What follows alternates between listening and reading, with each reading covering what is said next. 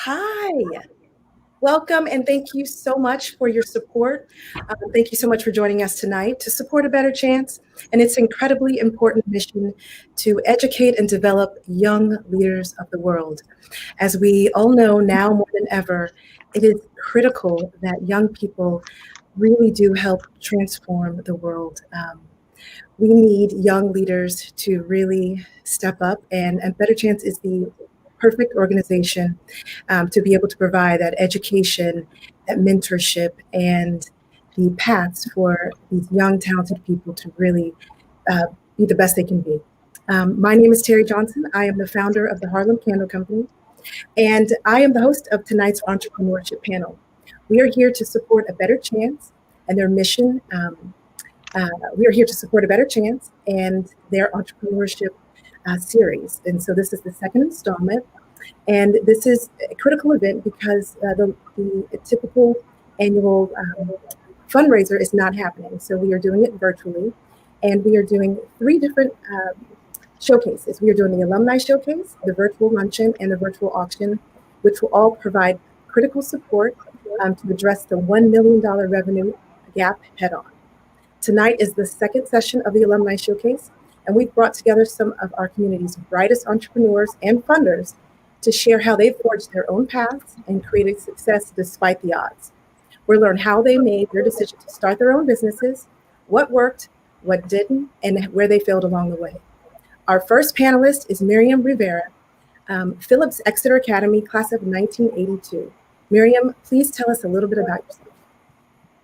So I went to Exeter on a Better Chance scholarship as one of the first generation of women to go to Exeter in the boarding program. So it felt like we were pioneers on both the level of gender and race. I think there were 2 Puerto Ricans that had ever attended Exeter from the scholarship side. I'm sure there were wealthy families from Puerto Rico who'd sent kids in the past. And so it was like landing on a different planet. At the time, Saturday Night Fever was the hot movie. And I remember going to Exeter in my 3-piece polyester black suit, thinking I was really sharp, and then running into a bunch of kids wearing clothes from LL Bean that I had never seen before. So it was a very challenging social experiment. At that time, 50% of students like myself dropped out of Exeter in the first year. And I did stay for 2 years and eventually graduated from the Latin School of Chicago, also on a scholarship. But it was a tremendous experience to be part of the Better Chance program, to really be competing against the best students in the country and to realize that I could perform at that level. Amazing. Thank you so much. Next, we have Sheila Marvin, a Better Chance board member and alum of Kate School, class of 1990. Sheila, please introduce yourself. Good evening, everyone. It's really a pleasure to be here.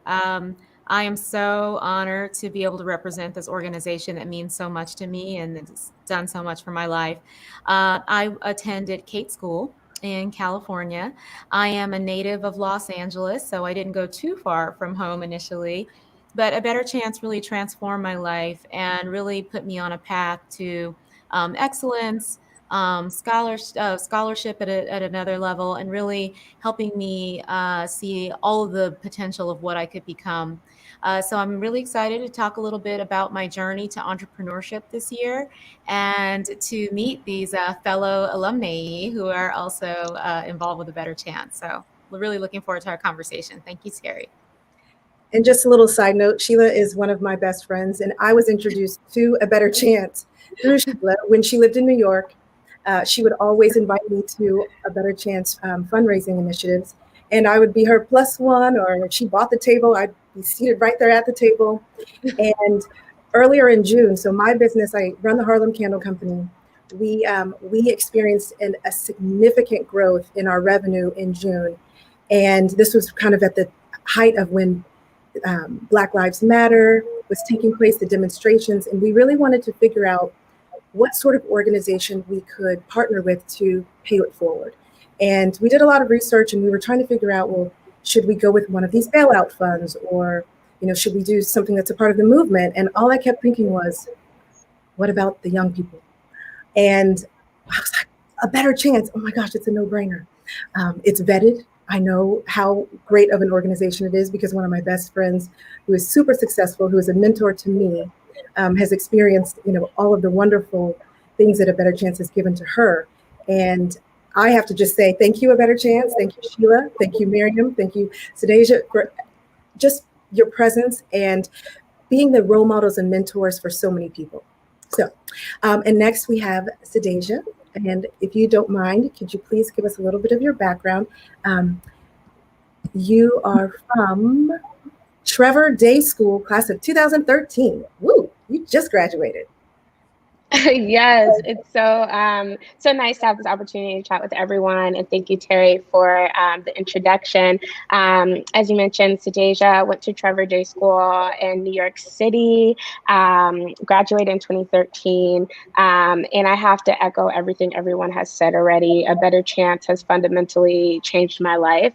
I think a few of the biggest reasons why I say that is that ABC is really a family. I remember after orientation, which is an excellent program that I think was 2 to 3 day opportunity for us to learn all about everything you could possibly expect or imagine would happen to you in this new high school setting, right? In a new setting that was going to be predominantly white, ways that you could stay true to yourself, ways that you could feel empowered to tell your story and own your truth and not feel like your worth is ever compromised and that you don't matter in these institutions. So I think from a very, very early age, I was empowered and given that sense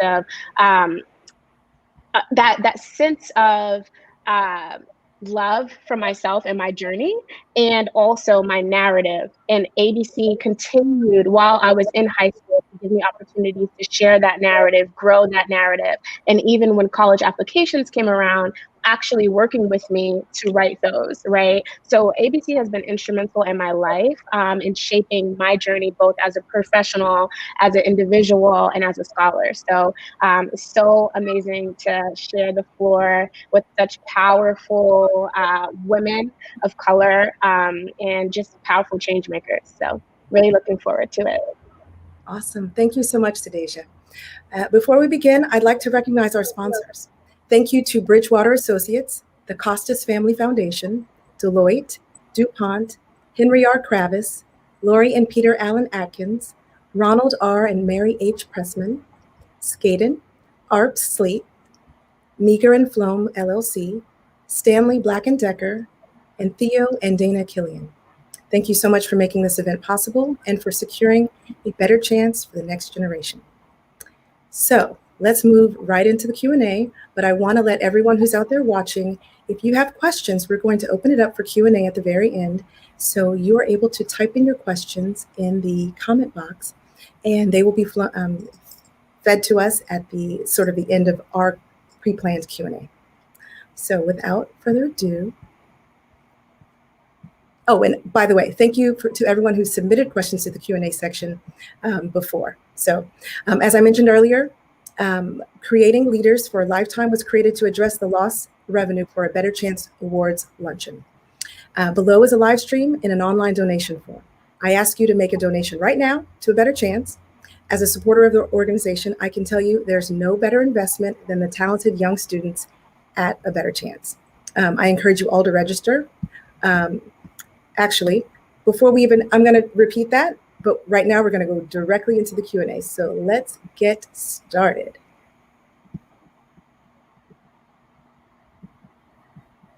So my very first question, and this is open to all of the panelists, what inspired you to become an entrepreneur?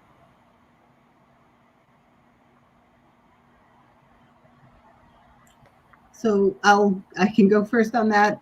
My husband, really. And the interesting thing is, when I was going to law school and business school, I did not think about being an entrepreneur. I really thought about going to work in a big company or a law firm and becoming a partner at that firm and taking all these years to do that. But when I met him, he gave me such a sense of possibility and of the ability to take risks that I ended up doing a startup where I was the co-founder, and that became an angel-backed and a venture-backed firm within a few years of graduating from the JD MBA program. And since then, I have had various businesses as well as been in different corporate positions. So I feel very facile in both. But when I left Google, I knew that I wanted to start something where I felt like I could really make a bigger difference on issues that mattered to me. And venture capital has really allowed me to do that because one of our investment thesis was that in investing in diverse people, much as A Better Chance does, that you were going to end up having amazing returns. And that has been proven true in our portfolio. Amazing.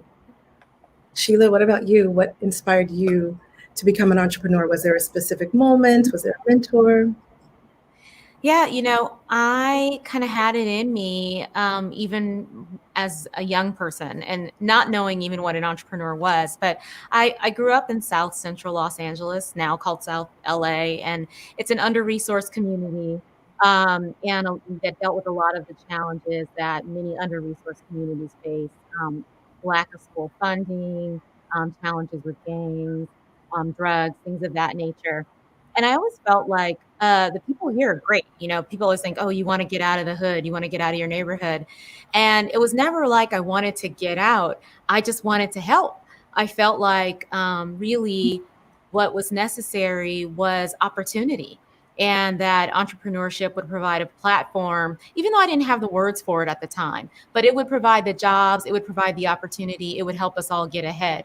And that was really the very first kernel of my thinking about becoming an entrepreneur. I would say, yeah, thanks, Terry. I would say for me, you had mentioned high school. I just graduated. And so I will be remiss to say, like, growing up as a child, I was always doing creative things and always very deliberate about trying anything new. I could make a business out of anything. So my first business was actually, I was 8 years old and I launched our after school program for inner city kids in the Bronx, which is where I grew up. And in the South Bronx, unfortunately, food desert, lots of issues, environmental injustice, a lot of things that I couldn't articulate back then. But I certainly knew that my mother, a single parent who just retired but worked for NYPD, worked very unpredictable hours. And so there were many times where she couldn't pick me up from school. A lot of other parents were in similar scenarios, and we would be left around to just play and do anything right after school. And as someone who always loved to read and was always called the old soul of my class or of my friend group, I thought we should study. I thought we should do school, do things. And so I built this whole curriculum that I wanted to do, pitched it to my principal, and sure enough, she helped me create flyers. I went and canvassed, talked to parents about it. And I was just always that kid to want to try new things, be very deliberate about expanding what I would say now is my consciousness, but back then as just doing things to elevate, right? And do things that our neighborhood wasn't giving us. So my whole narrative in my entrepreneurship and the businesses that I've had have always been around looking in the world and seeing what should be there but doesn't exist, and literally using my hands to create it.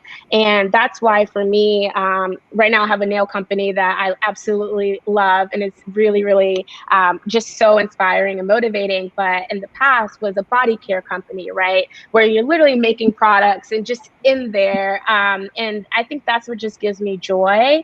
And for me, the more that you can share that joy and that sense of identity with your consumers or with your people, the more they can find their identity in that. And so for me, I guess that's been my path to entrepreneurship and what has kept me in it and what keeps me motivated. Amazing.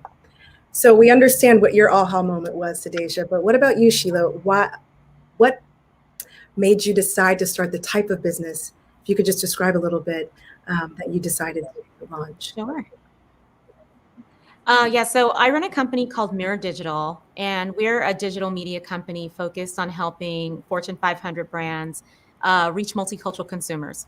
So I operate at the intersection of advanced digital advertising and multicultural marketing.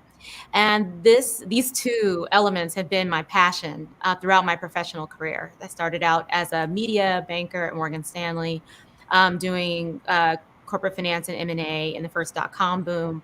And I started my own little, kind of urban media initiative. I wanted to see, what were people of color doing in the digital space? No one was really talking about it. So they were like, go ahead, you can have it. So I really took agency of that and became the expert and was able to help advise some of our senior level, managing directors on different media properties that we're trying to focus on diverse audiences. Fast forward throughout my career, I kept finding myself at points in time where I was focused on launching new digital products or new digital initiatives that were focused on the general market, or launching multicultural products in more traditional media formats. And it was almost as if there was a blind spot that people did not see people of color in the innovation economy. They didn't see them participating on digital platforms. And that's really what my impetus was, to bring those two things together and start Mirror Digital. So it's been very exciting. We've been at this a long time. So we were some of the first people in the space that were really talking about folks of color on the web. And we help our advertisers talk to them authentically and connect with them in a meaningful way on all sorts of digital platforms. So that was my aha moment. Everybody else was missing out. I love that. What about you, Miriam? I'm sorry, could you repeat the question? Yeah. What was your aha moment, and how did you decide to open the type of business that you've launched a couple, but in this particular business, the venture capital firm that I run, I had left Google, and I really thought that I was going to be a public company general counsel next. And I met with a number of different CEOs of public companies, and I quickly realized that a good partnership between a CEO and a general counsel has to have a lot of philosophical alignment about how you treat people, how you think about using the legal process to advance the interests of a company. And I did not find that at that time there were people that I really wanted to do that with. And so I thought, oh gosh, what am I going to do next? And I started thinking about the skill sets that I was bringing, and the venture capital skill set was one that I felt I had something to learn, because I do think it would have been boring in some ways to, that was another factor, was just that there were a lot of positions for which I could have applied or I was being recruited, but it felt like, okay, I've actually done more already in my job as Deputy General Counsel of Google than I could have done in a company that was smaller, and the legal team was smaller than the one I already had created and run. And so I wanted to have something where there was some learning I was going to do on the job, but that I felt comfortable enough that I had big pieces of the skill set that was required And I knew from experiences like some of the partners that I had worked with at the law firm I worked at after graduation had gone on to do venture capital. And I knew that other lawyers had done that as well. So that at least gave me assurance that that was one of the pathways into the field. And then in terms of, there was a study that was done by an African-American VC named Richard Kirby about who is a venture capitalist. And one of the things that he showed was that most VCs aren't even what they advertise for in the press.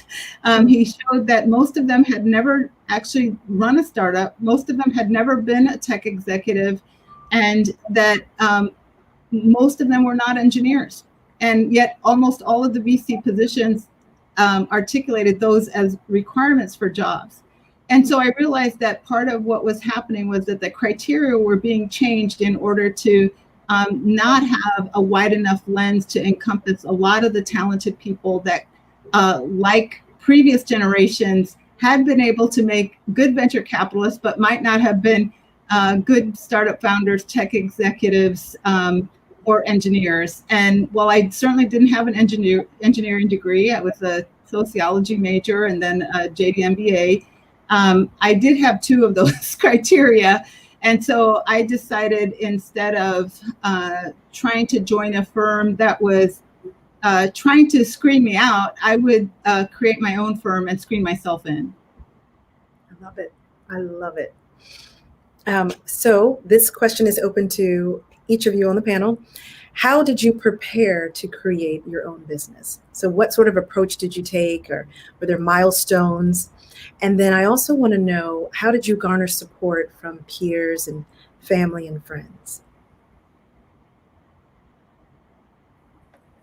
I'll jump in first on that one.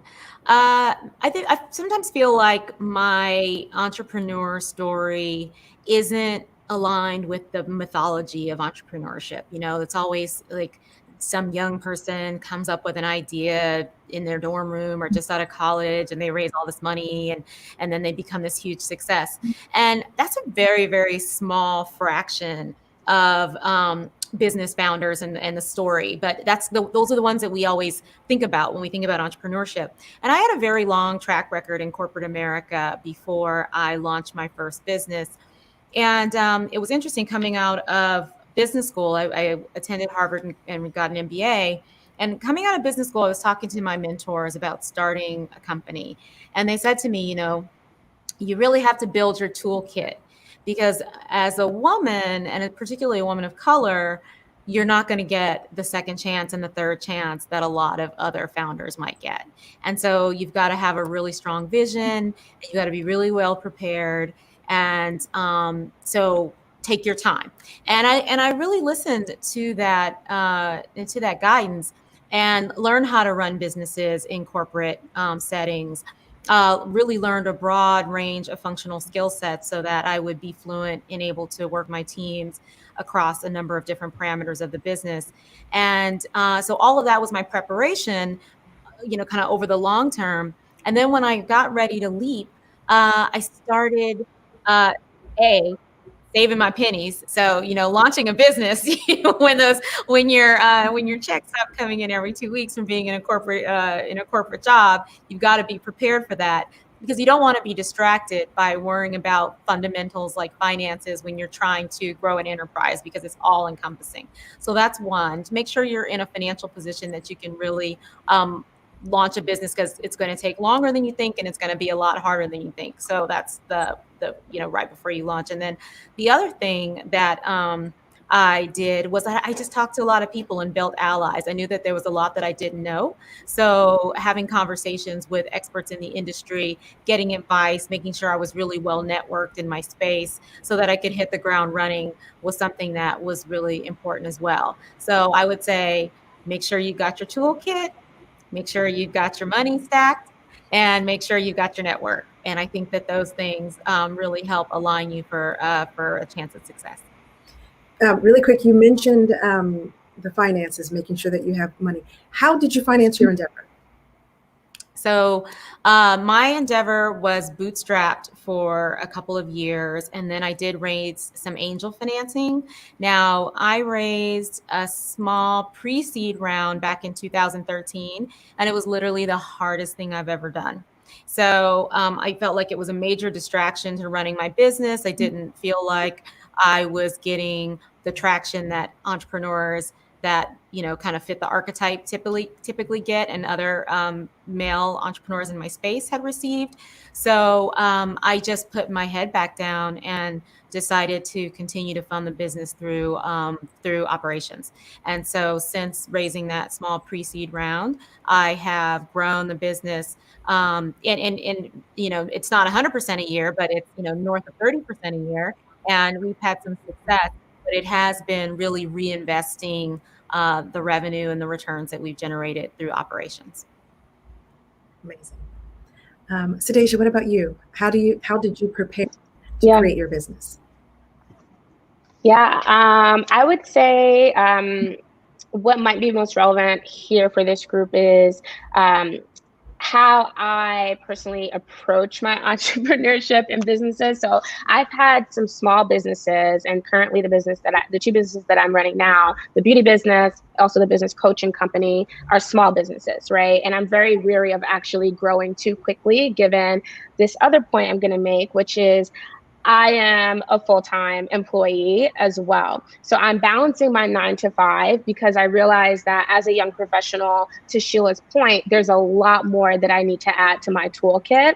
And for all the millennials and young professionals of my generation, I have to say, being mindful of your growth in all ways, your personal and professional ways, and your entrepreneurship journey is so key, because you don't want to grow too quickly that you miss all the other learning and all the other stuff that's on this horizon, right, that you should be adding to your toolkit. And so for me, I have really called myself an intrapreneur at Google in a lot of ways, right? So across Google, I quickly learned that your greatest asset is your network. And it is also not a meritocracy, right? And so you get things done based on who you know, and not in a transactional way, but in a very, what I call almost a spiritual, energetic way, where through being in the pursuit of your passions and what you care about, you gradually meet the right people. And through that, your network grows. I like to see myself as a connector. And the more I can make connections for people, be it their ideas, be it actual other folks, right, that they should connect with, the further we go together. So for me, how I prepare to be an entrepreneur at a place like Google and an intrapreneur, right, is understanding the landscape, understanding and seeking knowledge and connections and opportunities from people in an authentic way, and then going and saying what you want, because oftentimes people will assume that what you're doing is what you want, where we know that in a lot of these corporations, folks get pulled into roles that may not be what they signed up for, right? And so until you can articulate that and say, actually, I want what's over there, or actually, I want to be more closer to the business, then those relationships that you've harvested and built, people can advocate for you. And so I would say those are some of the key themes and how I prepare to seek these opportunities out. And how I sustain them is truly, truly keeping those relationships alive. So in my beauty company, making sure that I have a pulse to my members and making sure that people feel that they are seen in the products and in the products as they evolve has been key. And then the coaching company is really similarly, right? Making sure that there are pulse points throughout to make sure that what we've talked about and what your goalposts are actually being met, or at least action toward. Awesome, thank you. And Miriam, how did you prepare to create your business, and how did you garner support from peers and family and friends? So in terms of preparation, I would say that my career was a lot of preparation. But one of the things that was really helpful and impactful was some of the ways that Eric Schmidt actually ran Google at the time I was in my position. He would basically call on people kind of like a law school professor. And he's like, well, what would you do, Miriam? And what would you do, Jonathan? And he'd go around the room and get everybody's input on a decision that was in front of us as a company. And I remember thinking that that was one of the best things that I could ever have, which was somebody that really wanted to know what I would do, why I would want to do it, and how I would do it. Because every time I had to come up with that kind of a statement, I knew that I could evaluate after the fact whether or not that was the right thing to do.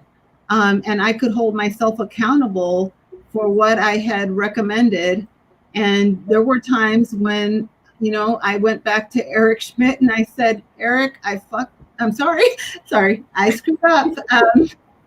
And this screw up is going to cost us $10 million, you know? And he looked at me and he said, Miriam, if we're not making mistakes, we're not moving fast enough. So tell me, what are you going to do about this mistake? And I said, well, here's what I've done already about this mistake. I've already gone and talked with our auditors. I've already asked them to reconsider whether we can change the accounting treatment of this in the future compared to in this interim agreement where I made this mistake. And, you know, they think that we can do that. And he goes, well, make it so, you know. And then having to do that and, you know, being able to tell him we got it done. We fixed this on a moving forward basis. And so that was really one of the best experiences of realizing that my judgment was good, that my instincts were right on a lot of the times, and that even when something didn't go well, I would be able to address it and fix it. And so that gave me a lot of confidence in terms of starting a business of my own. And I think that was probably one of the most important things that I had as training in my career versus, you know, like school training. And then in terms of getting support in my family, frankly, I think my children were kind of relieved because in many ways, Google had been at that time the fastest growing company in American history. And so it was a very intense environment to be in. And I remember reading this journal I used to keep, and my daughter, who was 7 at the time, had written on the last page, Mom, if you ever get here, I hope you don't work so hard. And, you know, it was really heartbreaking in a way because it was a lot of work to build a company like that. And entrepreneurship is not for the weak of heart. And the amount of time and effort it sometimes takes at different periods is a lot. But in running my own business, I really did emphasize for myself that I would want to be home for dinner with my kids, and I would make different decisions than I might have made at Google when there were just certain urgencies and we were a 24/7 global operation that I could make in my own business. And that was one of the factors around deciding to have my own business. So I think that that kind of commitment helped a lot. My husband and I actually went into the business together. And that was an important thing for us because it meant that instead of being in two different environments where we were constantly having to negotiate who was going to get to do what when, we were actually doing the same thing, and we would know who had the right skill set to address the problem that day, who was going to cover the home front, and that we could kind of navigate things a bit more in concert than was possible when in some ways you're kind of competing for time against your spouse when you're both in high demand careers as we were when I was at Google. So a lot of the support and decisions actually were in service of my family, in service of my kids, and also felt like they still gave me an opportunity to learn and grow professionally, as well as to build a business that had a real high impact in terms of the community of investors and the community of diverse entrepreneurs in particular, as well as still giving me economic upside similar to what I would have had as a public company general counsel. Wow, amazing. We are going to switch gears just a little bit, and we are going to talk about bias. And Miriam, the question is for you. You are seeing all sorts of, people interested in raising money. And I want to know, how do you remove bias from an entrepreneur's application? And what proactive steps do you think entrepreneurs should take to decrease the effect of bias in the funding process? So one, I want to talk about some of the things that Sheila mentioned about that there's really such a small fraction of companies that ever get venture capital. And I think most people probably don't just understand it from a data perspective. There are only 1% of companies in the United States that are public companies. 43% of those were venture backed. And so on the one hand, that means that venture capital is a really good way to think about building a public company. On the other hand, 57% of even the public companies were funded some other way completely without venture capital. And most of those were funded, as Sheila has done, just starting out, building a business, generating revenue. We call it customer financing in venture capital. And it's the best financing you can get. It comes with no interest. It comes with no giving up of your control or your equity.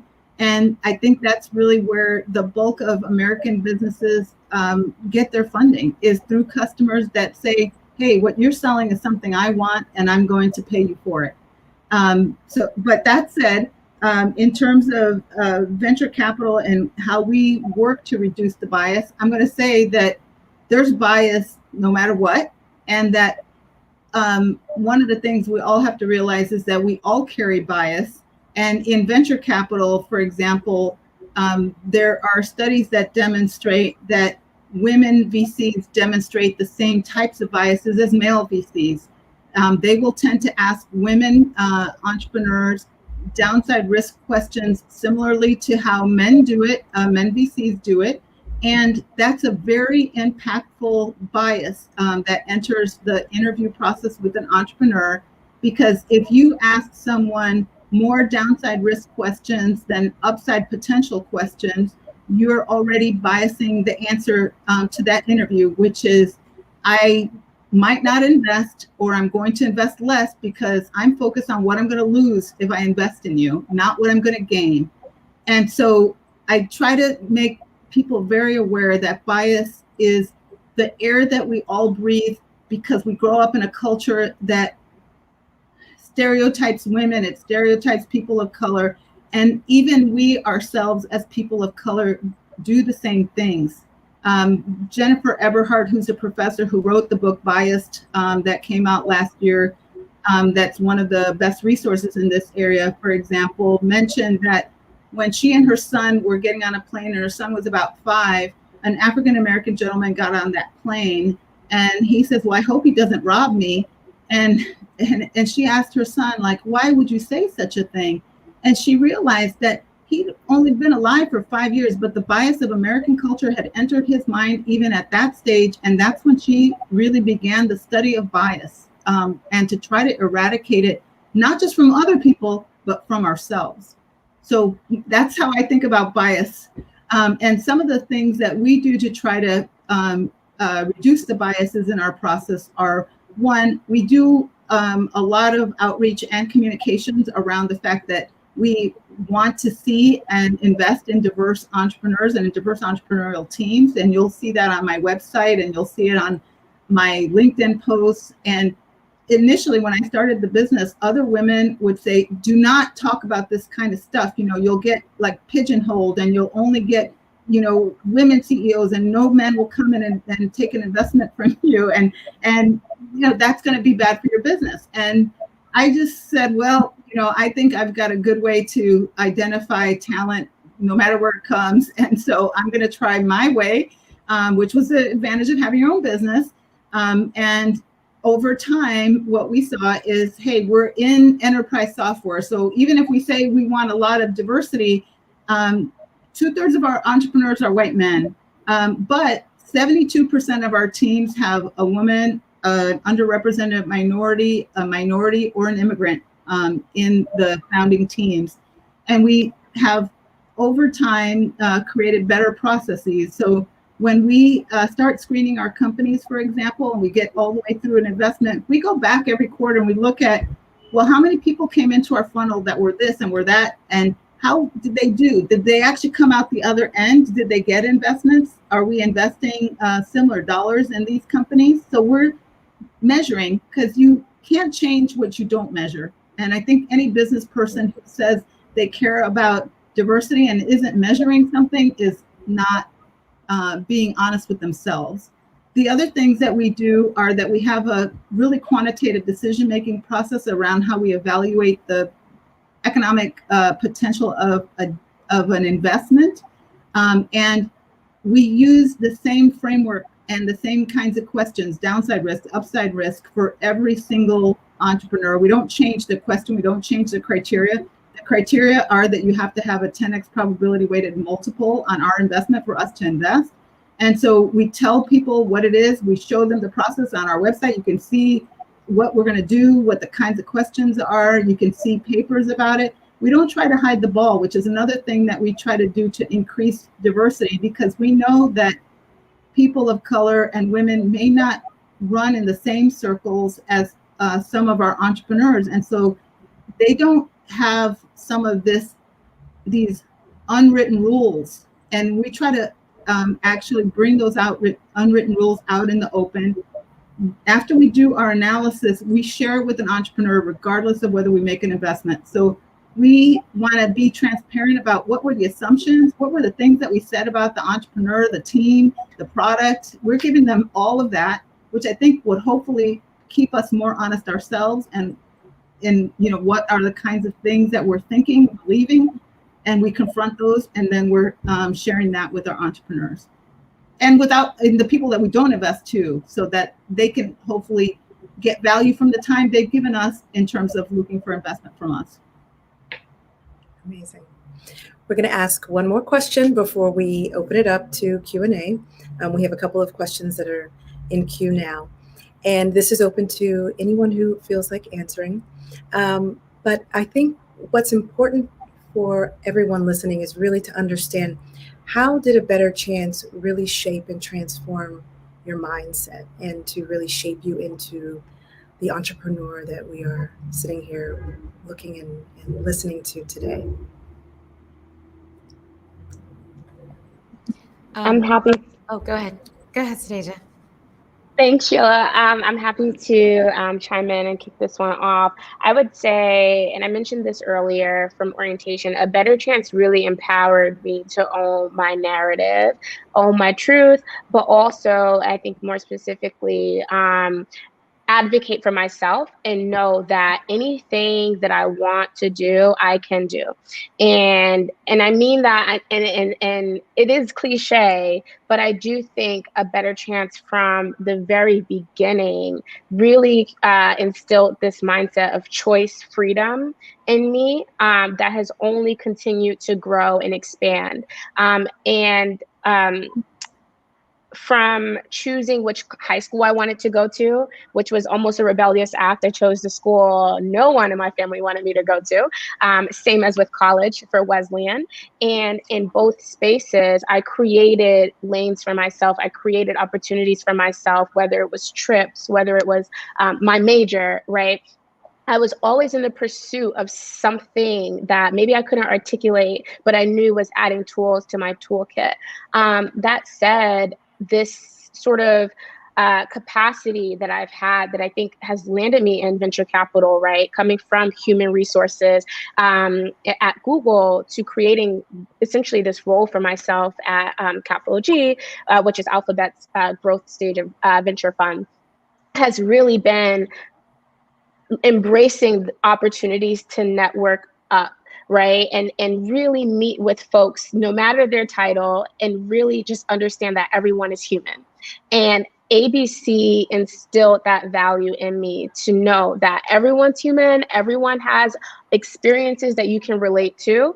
And I have to say, I mentioned this earlier, but it is such a full circle moment for me personally to even be on this panel, because I remember meeting Miriam at a VC panel my first week in the industry and hearing her speak about her experience growing up in Chicago and then going to Phillips Exeter, and going up to her afterwards saying, you must have been in a better chance, because it's so rare, right, that someone would leave an inner city, like, community to go to a great private school someplace else. And so generally speaking, when that happens, you know that it's through ABC.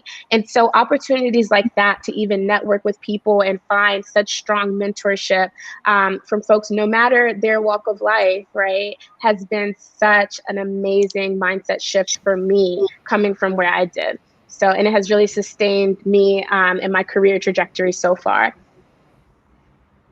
Amazing. Sheila? Yeah, at the risk of sounding cliche, A Better Chance really helped steer me on a path to success.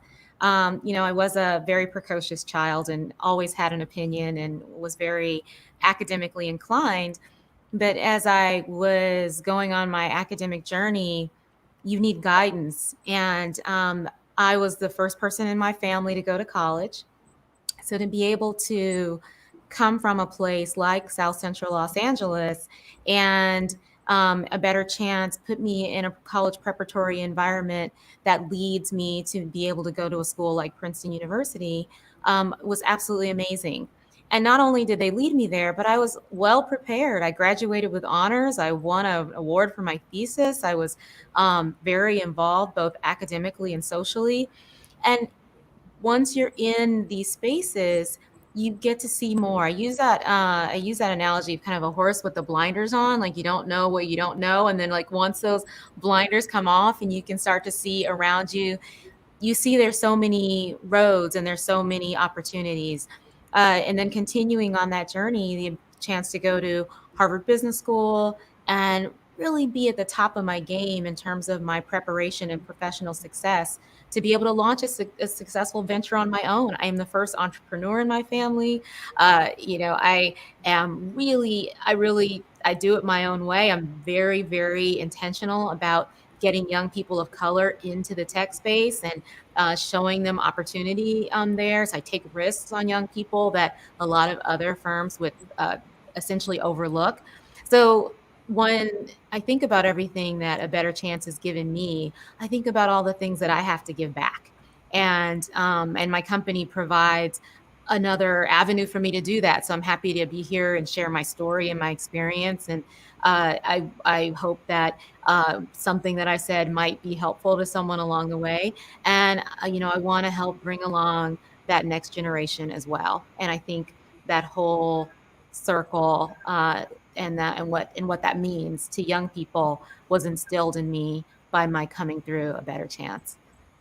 Oh, and A Better Chance alum gave me my first internship actually as well. Like I had never had a professional internship. I was at one of the luncheons and the chair of the board, Theo Killian, gave me an opportunity at the firm that he was at. So you really got to, pay it forward. I think that A Better Chance reminds us. Oh, that's incredible. Thank you. All right. So now we're going to have some questions from the audience. The first one, this is from Scott Johnson from Phillips Exeter Academy. He wants to know how he can find or develop a mentor relationship or internship shadow in the world of finance. If you have any pointers, please let him know. Well, just as just from being on the board, we do have quite a number of board members in the finance industry. So I think we'll be able to connect with, and there are a number of funders who support the organization who are in finance as well, and they're looking for bright young talent. So what I would say is, Scott, please have the organizers connect you. You can even connect with me and I can put you in touch with some of the programming that is in that industry. Perfect. And also, there are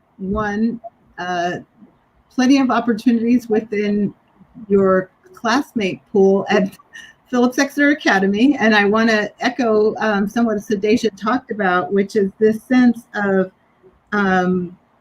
freedom and choice, and that looking at people as they're just people, and you have an interest, and some of that's in common with yours, and finding that overlap with folks in the community at Exeter is something that you should be really thinking about, because that is an incredible network. I can tell you that even in college, I still run across people that were at Exeter, and then, after college and graduate school, and, people really do remember their time at Exeter. They do believe in the capabilities of the other students there. And so it's a really great networking environment in and of itself. But then there's also special programs like SEO or MLT that are other ways for students to get access to internships and shadowing. And, frankly, like the folks in the ABC community, if there's a way, and I don't know yet if there's a mentorship approach, but a lot of the times other organizations that I've worked with have a way to connect with the alums of that program that are in finance, and then writing to them directly is one way to do that. And, I've seen kids do this just cold email or cold outreach based on their interest, and I've seen them get internships or get shadow opportunities. So part of it is just taking that initiative, doing the research, which you're eminently prepared to do at a place like Exeter, and identifying the target of your interest and expressing why you want to do something and how and what you need to be able to do it. Perfect. Okay, we have time for one more question that we're going to take from the audience. And this question is, were your funders all part of your existing network as customers or partners? I'll jump in on when I raised my pre-seed round. My funders came from a variety of sources. I really did work my network, and also moved intentionally into circles where I could find potential angel support. So leveraging both my connections at Princeton to tap into some high net worth individuals. My roommates actually formed an LLC and invested in my company. Tapping into my Harvard Business School network. They have a very tight angel network. They have a worldwide, they have chapters. So leveraging that group. And then also in Los Angeles, building relationships with people who were well-known in the industry and influential, so that I could build momentum and garner some support. So I would say that it really was a mix of who did I know and who did I make sure and get to know so that I could get this done. And it was still hard. Yeah. Venture capital is a little different in that you can definitely use your own networks to access capital. And there are big pools of capital that are just in the business of investing in venture capital firms. And so we used a variety of approaches, very similar to what I recommended, actually, which is, yes, we went to our own networks and we raised capital from people that we knew. We asked people in our networks to refer us to people that were investors, either professional or angel investors. And we, used as many as possible warm referrals, because I can't emphasize enough, like if I wrote a cold letter to a wealth manager at some big company, my chance of getting an interview, the first round interview, probably very little. But if I did that through a contact that was a trusted contact of that person, my chance probably goes up to 50, 80%. So I think it's really important to not use your own network only, but keep moving down that pathway to the people you're trying to reach. Perfect. Okay, so we are wrapping up. I want to thank everyone for tuning in. Thank you for everyone who submitted questions. And as I mentioned earlier, Creating Leaders for a Lifetime was created to address the lost revenue from a Better Chance Awards luncheon. Below this live stream is an online donation form. I ask you to make a donation right now to A Better Chance. As a supporter of the organization, I can tell you there is no better investment than the talented young students at A Better Chance. I also encourage you all to register for Creating Leaders for a Lifetime Virtual Luncheon, which is scheduled for Friday, October 9th at 7 p.m., featuring Innovator Award recipient Brian Crater from Bridgewater Associates. You can register for the event by clicking the navigation bar above and selecting Virtual Luncheon. Before we leave, I'd like to give each panelist an opportunity to say any final words. So Miriam, would you like to close us out? I think just some of the wisdom that I've heard here that I want to echo is invest and bet on yourself. People are people, so get out of your own way and just approach people from that place of passion and shared vision of what you're trying to do, what they're trying to do, and build those alliances like what Sadeja is doing across Google and in her business too. Amazing. Sheila? One question that we didn't get to was what's the most fun part of being an entrepreneur? And so I did want to touch on that. Being an entrepreneur, I just get to create and I get to make something new, and I get to move the company in the direction that I think is exciting and interesting, and that can also contribute to helping move communities of color forward, as well as make money for myself and for my investors. So I think getting to do all that in one mix of a day is pretty unique. And it goes to Miriam's point, once you have your own business, you do have that flexibility, and I find it really exciting. So I'll sign off there with that. Okay. And Sadeja, any last words? Yes, I would add just do what makes you feel alive is such a cliche way to put it, but I do think that as people of color, which are the folks that ABC is investing in, a lot of youth, right, may not be have opportunities to be youthful and playful, right? Because many of us are growing up in neighborhoods where you've got to be way wiser beyond your age, or maybe you're taking care of family and your younger siblings. And so for me, entrepreneurship has been such a wonderful way of restoring that playful energy and actually being able to feel youthful despite maybe my childhood not always providing opportunities to play. And so I hope that we instilled or shared some sense of our energy behind this and what keeps us alive. But I have to say, to Sheila's point, doing this and knowing that you can move your business in the direction that's exciting for you is exactly that. You see everyone's eyes light up as they talk about their ventures and their businesses. And Sheila, while you were talking about your business, I saw Miriam's eyes light up, and it's just such an amazing space to be in. And once you start, your ideas are infinite. It's just starting. And so have fun with it, bring your toolkit and play. Thank you, ladies, so much. Thank you, everyone who tuned in. And we look forward to seeing you at our next session, Creators of Color, on Tuesday, October 6th, which features authors and A Better Chance alumni Roxanne Gay, Tucci Oyunbonchi, and Krishanda Lee Perez. So until next time, thank you very much, and make sure that you donate today.